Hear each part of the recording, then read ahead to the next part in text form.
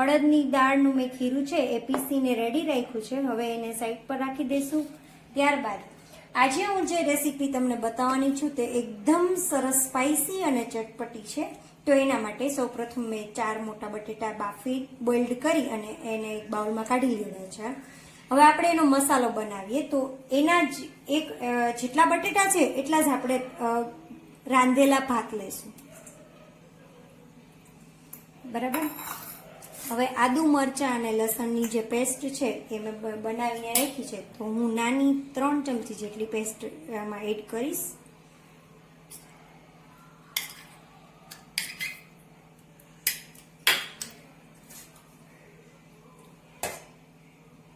અડધી ચમચી જેટલી હળદર નાખીશ. અડધી ચમચી જેટલું ધાણા જીરું. અડધી ચમચી જેટલી લાલ મરચું પાવડર. આપણે આદુ મરચાં અને લસણની પેસ્ટ નાખી છે એટલે આપણે લાલ મરચું પાવડર ઓછો નાખશું.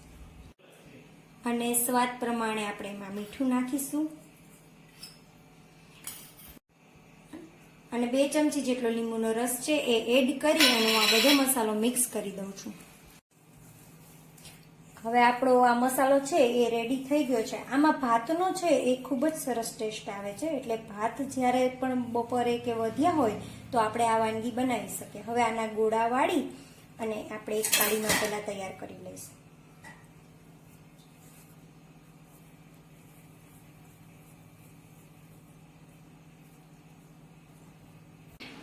જે અડદની દાળ આપણે પીસી હતી એ ખીરું હવે આપણે એક બાઉલમાં કાઢી લઈશું.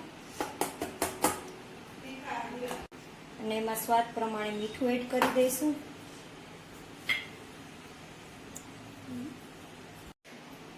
અડદની દાળનું જે ખીરું છે એમાં આપણે મીઠું એડ થઈ ગયું છે.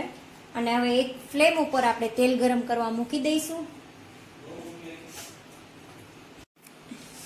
હવે ખીરું છે એમાં આપણે જે આ બોલ વાળ્યા છે એ એડ કરી દઈશું. અને તેલ આવે એટલે આપણે એને ધીમા તાપે તળી નાખશું.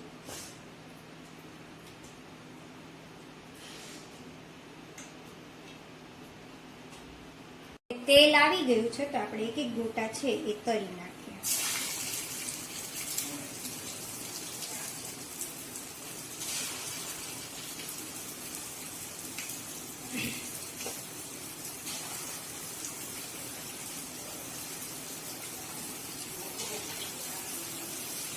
અડદની દાળનો જે ખીરું છે એનો ટેસ્ટ બહુ જ સરસ આવશે. એટલે ટેસ્ટમાં એકદમ ક્રિસ્પી થશે.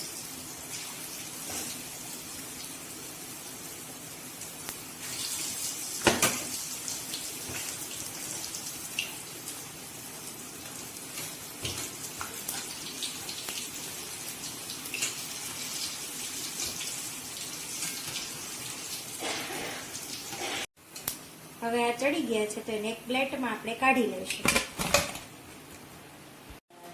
આપણે બધા જ વડાઓ વારાફરતી પહેલા સૌ તળી લઈએ.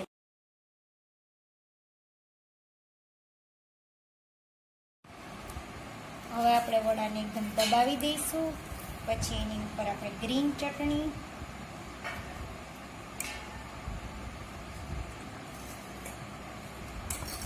આંબલીની ચટણી,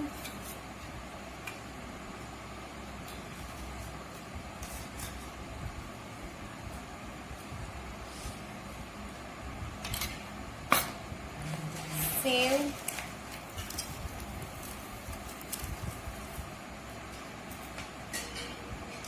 થોડું ચાટ મસાલો અને થોડી ચટણી. તો રેડી છે આપણા વડા.